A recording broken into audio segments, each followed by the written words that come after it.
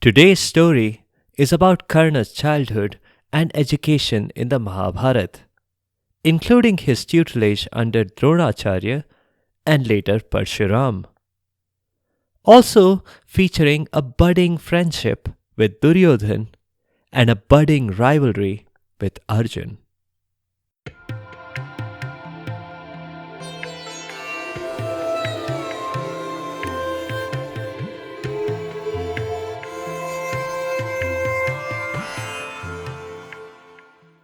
Welcome to Stories from India.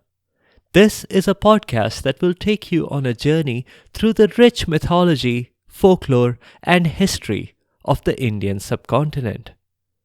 I am Narad Muni, the celestial storyteller and the original Time Lord. With my ability to travel through space and time, I can bring you exciting and fascinating stories from the past, the present, and the future. From the epic tales of the Mahabharata and Ramayana to the folk tales of the Panchatantra, to stories of Akbar Birbal and Thanali Raman, I have a story for every occasion. The purpose of the stories is neither to pass judgment nor to indoctrinate. My goal is only to share these stories with people who may not have heard them before, and to make them more entertaining for those who have. In this episode, we are finally going to talk about Karna. I know many of you have been asking to hear Karna's story since we first started on the Mahabharata. But now, we have finally reached a point where it certainly makes sense to cover it. But first, I'll recap the Mahabharata. The Mahabharata is one of the two greatest epics from India. It started with Bhishma, who was the crown prince of Hastinapur. Bhishma gave everything up. He gave up his right to the throne, his right to get married, his right to have children. All because his father had discovered romance at a time in his life when he should have been thinking of Tirthyatras. Tirthyatras, in case you don't know, are journeys to some religious sites in India. Something which people aim to undertake in their retirement years. Bhishma's promise meant only the unborn children of Satyavati, his new stepmother, would sit on the throne. But though they did try to sit on the throne, they couldn't for very long, because tragedy after tragedy struck this family. Ultimately, the situation evolved into too much confusion. Satyavati's grandchild, Dhritarashtra, was born blind. But despite that, he became the ruler anyway, because his brother, Pandu, abdicated and later passed away. Dhritarashtra's role was a largely ceremonial one. Bhishma did most of the actual administration, as he had sworn to do, in support of whoever sat on the throne. The problem in that dynasty for several generations was a lack of successors. But now it had changed to almost the opposite. Dhritarashtra had over 100 children, and Pandu had 5 sons. Unbeknownst to them, there was one person who was older than all of Dhritarashtra's and Pandu's children. And that was Karna. Karna had been born to Kunti, Pandu's wife. But because that happened before Kunti even married Pandu, she kept it a secret. She thought she was protecting her family honor by secretly casting the baby away. Later in Hastinapur, all of Dhritarashtra's and Pandu's children were physically healthy and qualified to be emperor. But the real problem was that no one bothered to clarify if Pandu's son Yudhishthir should rule, or if Dhritarashtra's son Duryodhan should rule instead. Yudhishthir was older than Duryodhan, but Duryodhan was the eldest son of the current emperor. This problem was at the heart of the Mahabharata and the reason for a lot of lives lost. The Pandavas and the Kauravas grew up under the tutelage of first Kripacharya and later Dronacharya, and each child found something to be passionate about.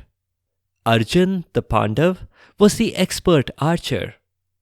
Bhim, also a Pandav, and Duryodhan were each the strongest amongst their siblings. Karna's introduction is overdue. In fact, we have just overshot the story a bit. So we are going to rewind the story a bit and go back to the baby that Kunti sent sailing downriver. We'll pick up the story right at that moment. If you want to hear previous episodes of the Mahabharat, check out the links in the show notes and on the site sfipodcast.com. As she stood by the riverside, Kunti gazed at her baby, sleeping peacefully in his basket. The boy looked as radiant as the sun. This was natural. His father was the sun god, Surya. Even his golden armored chestplate and his earrings shone with almost the brilliance of the sun itself. And that's also expected because gold gleams and glitters in sunlight. Kunti hesitated one last time. Not because she was having second thoughts about sending her baby to certain doom, but because she didn't remember if she removed all the labels identifying her as the mother.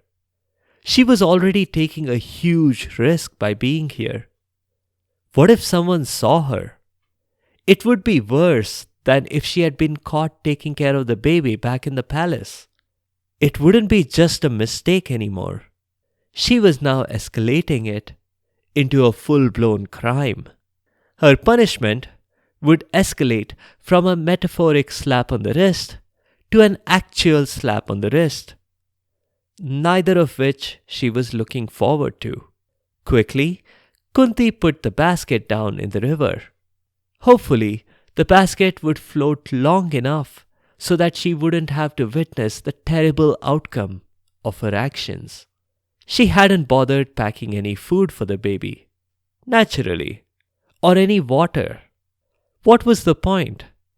Soon enough, the baby would not be complaining about the lack of water. Quickly, she placed the basket in the water and rushed away from the scene. The baby did not cry. Just before boarding her chariot, she turned around to make sure that the basket was definitely out of view. She would look pretty foolish if it was stalled by the riverbank, not 2 feet from where she had cast it off. The basket had not stalled. It flowed down the Asva river without incident. It seems like fortune smiled down upon Karna that day. His basket narrowly missed every rock and tree trunk in that river.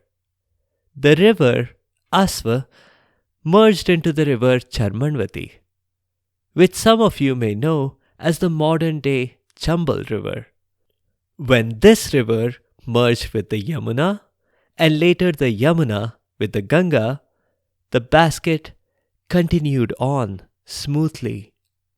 It might seem remarkable that the basket went unnoticed all this while, but that's not because there weren't any people by the river bank.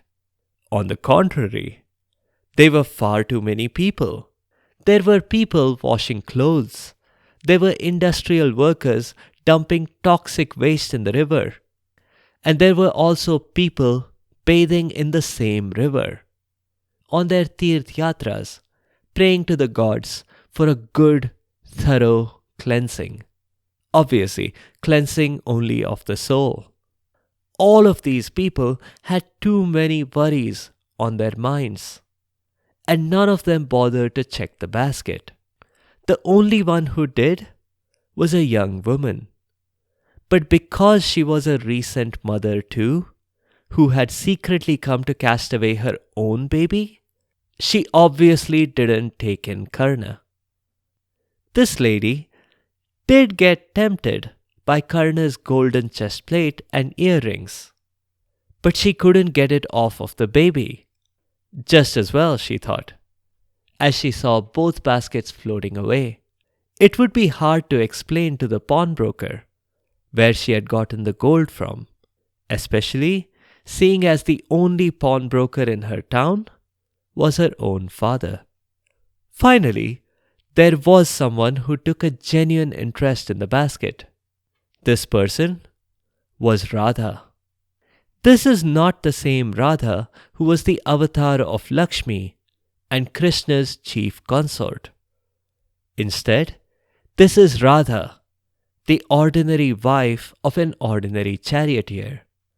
Adhirath, her husband, was a charioteer.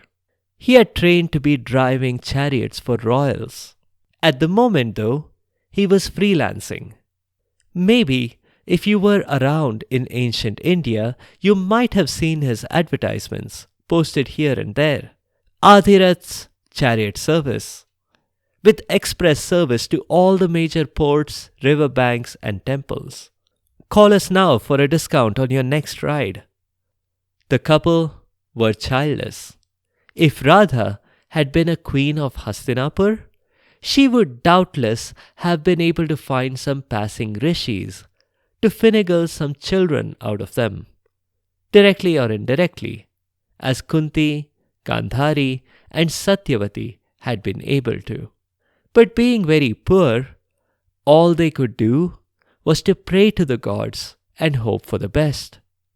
When Radha saw that the basket contained a baby, clearly unwanted by its mother, she dared to hope that this was an answer to her prayers. And when she realized that the baby was a boy, her patriarchal upbringing made her breathe a huge sigh of relief. After that, Radha and Adhirath rejoiced with their new baby boy.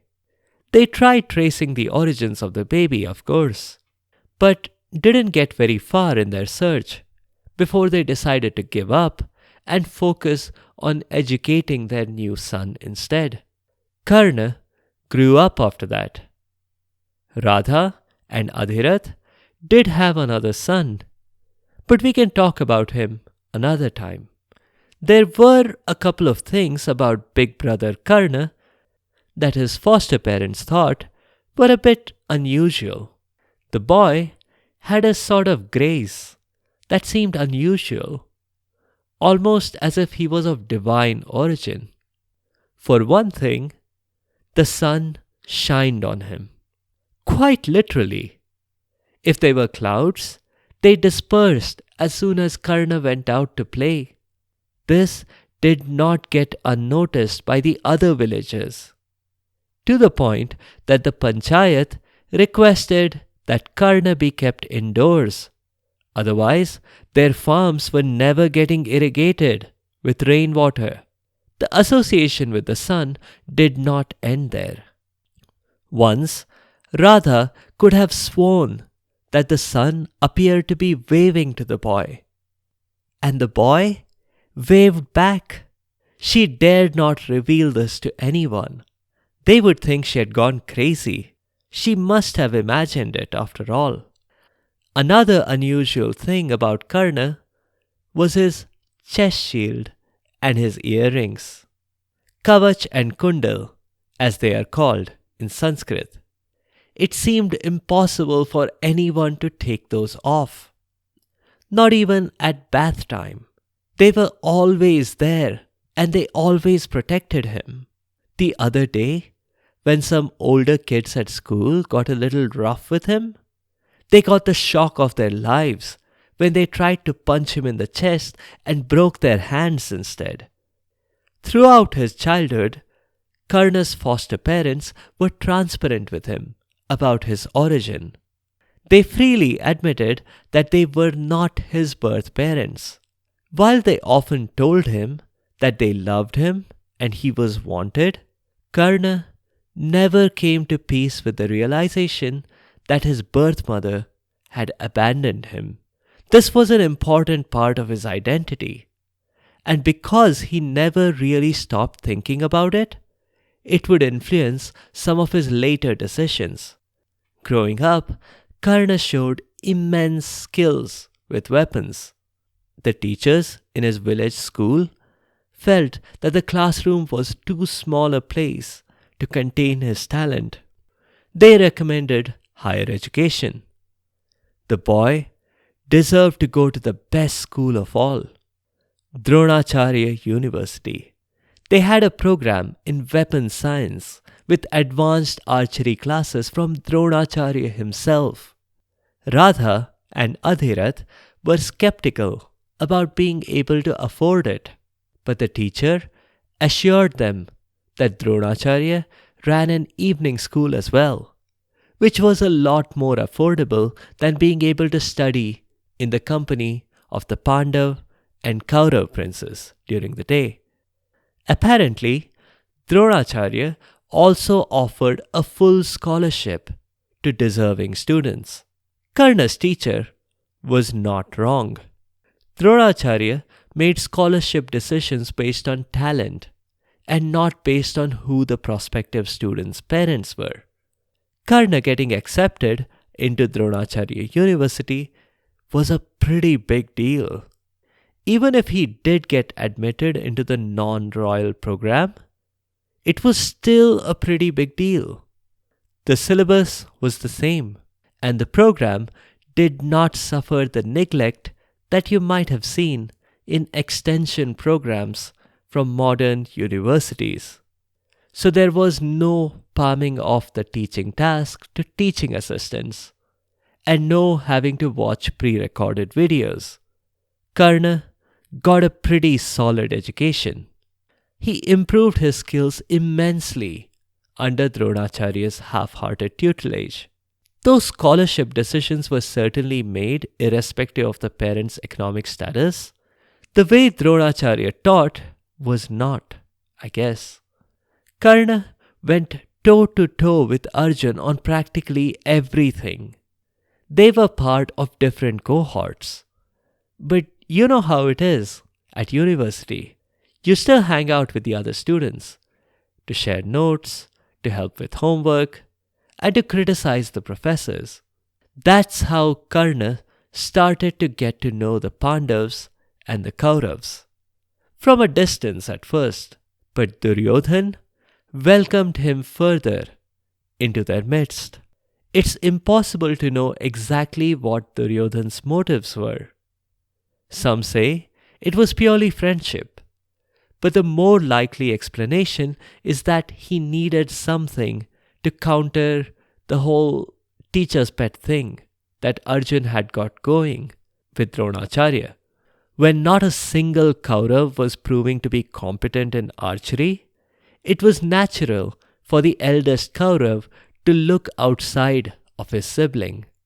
Though Karna competed heavily with Arjun and even managed to match Arjun's accomplishments on the training grounds, he never really impressed Dronacharya quite the way that Arjun had.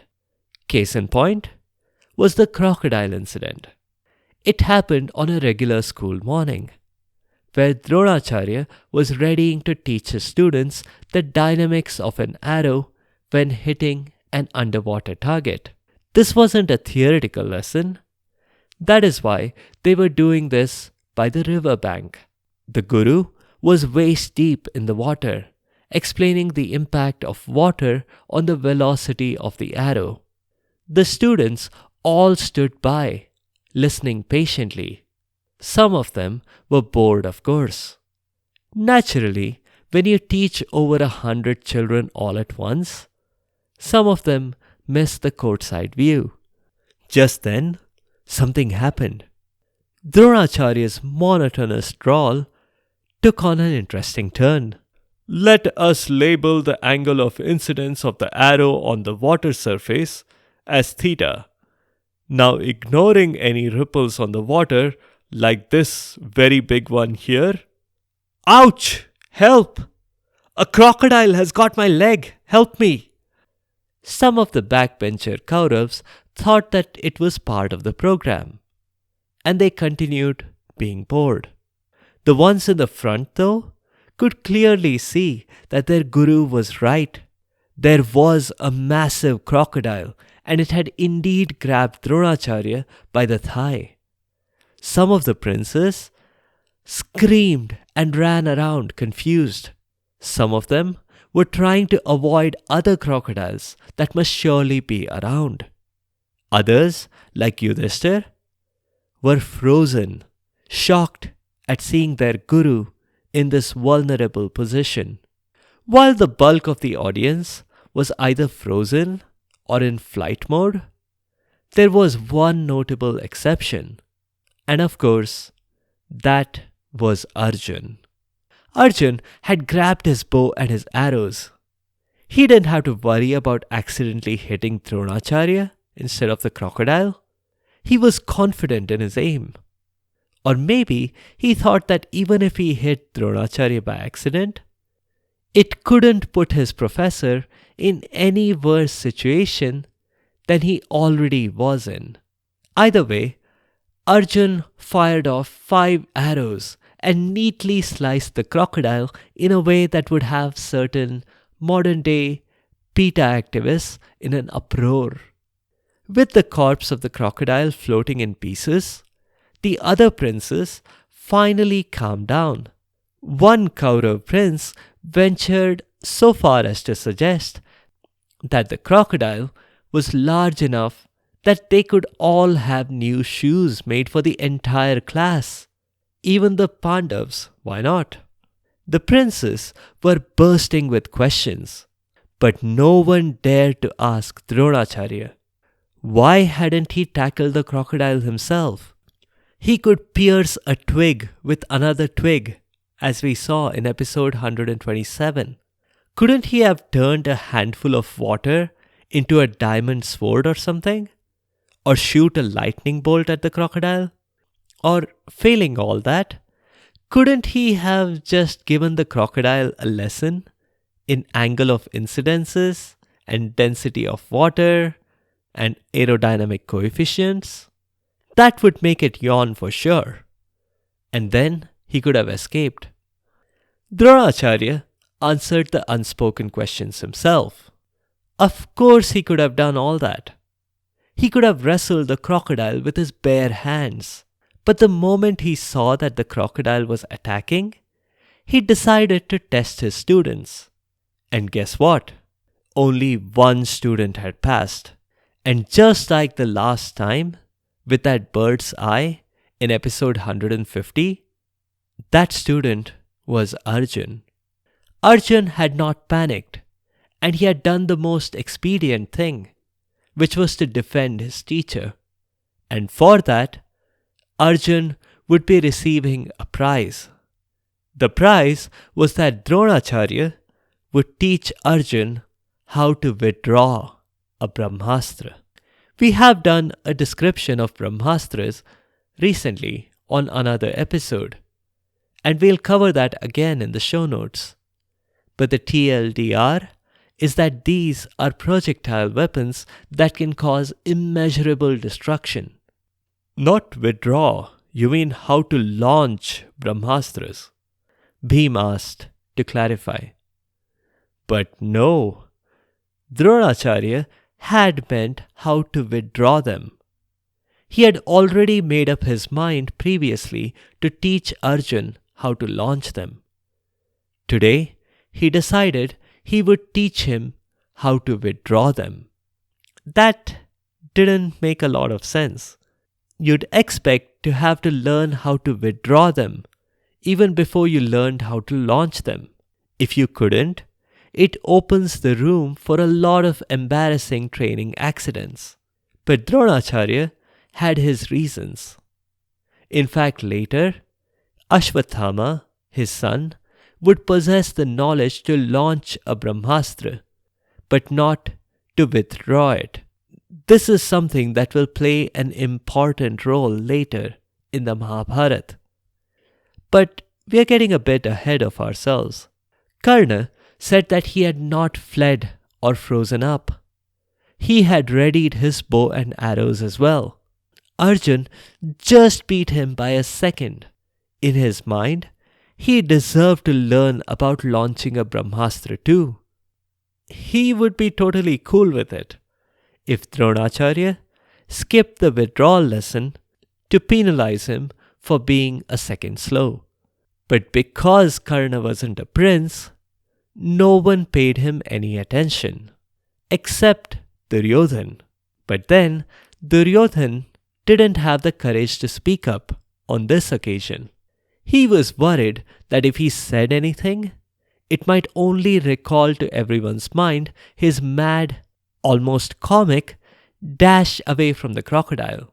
Karna did what any student would do if they felt that the other students were getting preferential treatment. He sought out another teacher, and this time he picked none other than Parshuram himself. Parshuram is an avatar of Vishnu as well. If you're wondering why I'm referring to him in the present tense, it's because he is alive and well. I met him for lunch recently. He was telling me he was getting a little annoyed with humankind in general, and he couldn't wait for Vishnu's next avatar, Kalki, to appear on the scene, so that Parshuram could train him and be done with this yug.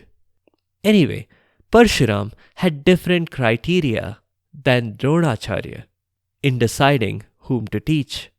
He refused to train any person who was a warrior. If they were descended from a king or a queen. Karna did not know that he was descended from a royal family, but he didn't disclose that he wasn't sure. He went to Parshuram in the clothes of a scholar. He did not want to face the same bias that he had from Dronacharya. Just keep in mind that any time anyone tries to be less than transparent with an avatar of Vishnu, bad things happen. You'll soon see why that is. Parshuram accepted Karna and taught him a lot, including the Brahmastra. And Karna did really well. Parshuram and Karna never got to the Dronacharya and Arjun level of a student-teacher relationship, but they did much better than average. One day, Parshuram decided to take a power nap in the forest after a long lesson. Seeing as they didn't have any soft pillows for his guru to rest his head on, the generous Karna offered his thigh as a headrest.